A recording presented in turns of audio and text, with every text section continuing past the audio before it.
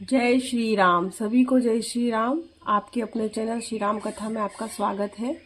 तो चलिए शुरू करते हैं। सबसे पहले हम प्रभु की चरण वंदना करेंगे और सभी देवी देवताओं का आह्वान करेंगे कि आप आइए और हमारे साथ इस पवित्र और महान ग्रंथ को श्रवण करें। तो चलिए शुरू करते हैं। कल हमने पेज नंबर 141 पढ़ा था, आज हम पेज नंबर 142 पढ़ेंगे, रामचरितमानस का बालकांड। ठीक है, तो चलिए शुरू करते हैं। लेकिन इसके पहले हम पिछले पृष्ठ का अंतिम श्लोक पढ़ेंगे, उसके बाद ही हम आज का शुरू करेंगे।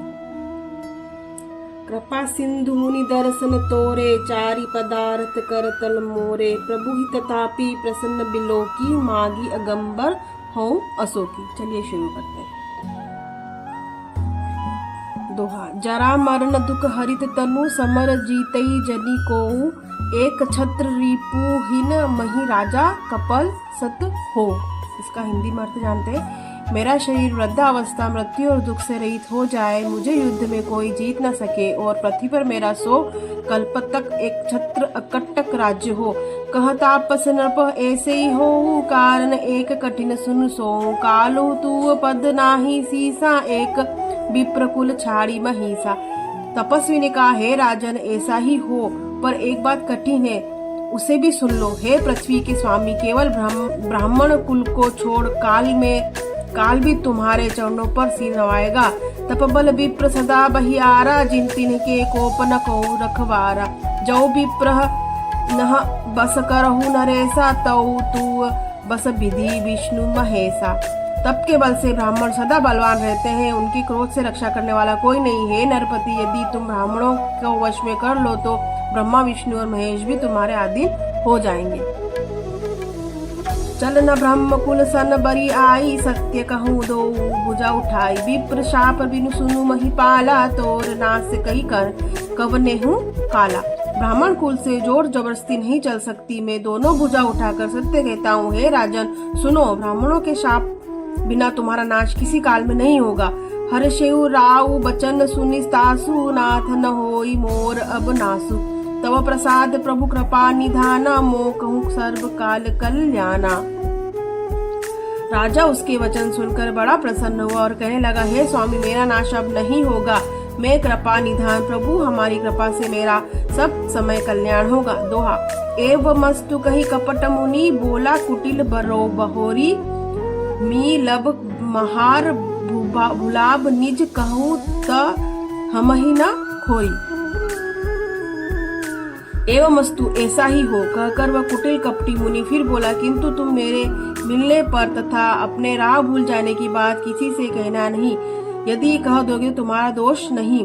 ताते में तो ही बर जऊ राजा, कहे कथा तव परम काजा। छठे श्रवण यह परत कहानी, नास तुम्हार सत्य मम बानी। हे राजन, मैं तुमको इसलिए मना करता हूँ कि इस प्रसंग को कहने से तुम्हारी बड़ी हानि होगी। छठे कान में यह बात पढ़ते ही तुम्हारा नाश हो जाएगा। मेरा यह वचन सत्य जानना। यह प्रगटे अथवा द्विज श्रापा, नास तोर सुनु भानु प्रतापा। आन उपाय निधन तव नाही, जऊ हरि हर कोप ही मन माही। हे प्रताप भानु, सुनो, इस बात के प्रकट करने से अथवा ब्राह्मणों के शाप से तुम्हारा नाश होगा, और किसी उपाय से चाहे ब्रह्मा और शंकर भी मन में क्रोध कर तुम्हारी मृत्यु नहीं होगी। सत्यनाश पद गही नृप भाषा, द्विज गुरु कोप कहू को राखा। राख ही गुरु जऊ कोप विधाता, गुरु विरोध नहीं को जग त्राता। राजा ने मुनि के चरण पकड़ कहा, हे स्वामी, सत्य ही है। ब्राह्मण और गुरु के क्रोध से कहिए कौन रक्षा कर सकता है। यदि ब्रह्मा भी क्रोध करे तो गुरु बचा लेते, पर गुरु से विरोध करने पर जगत में कोई भी बचाने वाला नहीं है। जऊ न चबल हम कहे तुम्हारे, हो नाश नहीं सोच हमारे। एक ही डर डरपत मन मोरा, प्रभु महिदेव श्राप अति घोरा। यदि मैं आपके कथन के अनुसार नहीं चलूंगा तो मेरा नाश हो जाएगा। मुझे इसकी चिंता नहीं है। मेरा मन तो हे प्रभु एक ही डर से डरता है कि ब्राह्मणों का शाप बड़ा भयानक होता है। दोहा। होई विप्र बस कवन विधि, कहूँ कृपा करी सो। तुम तज दीन दयाल, निज हितु न देखूं को। हे वे ब्राह्मण किस प्रकार से वश में हो सकते, कृपा करके यह बताइए। हे दीन दयालु, आपको छोड़कर किसी को मैं अपना हितु नहीं देखता। सुनु नृप विविध जतन जग माही, कष्ट साध्य पुनि होई कि नाही।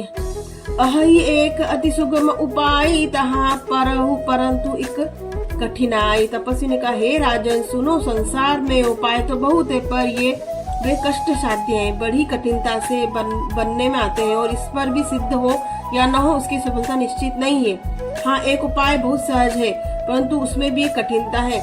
मम आधीन जुगति नृप सोई, मोर जाप तव नगर न होई। आजू लगे अरु जब मैं भयऊ, काहू के ग्रह ग्राम न गयऊ।